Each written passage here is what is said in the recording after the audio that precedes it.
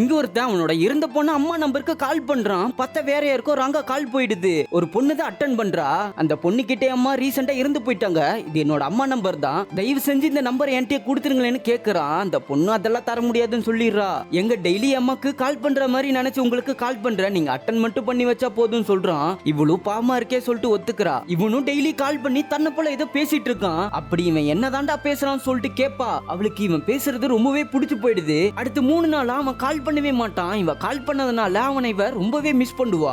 இவளே அவனுக்கு கால் பண்ணி கோவில மீட் பண்ணலாம் சொல்லுவா. அவனை நேர்ல பார்த்ததுமே சடனா லவ் சொல்லிடுறா. உன்னோட அப்பங்கார ஜாதி பாப்பான்றதுனால 2 பேருமே ஓடி வந்து கல்யாணம் பண்ணிக்கிறாங்க.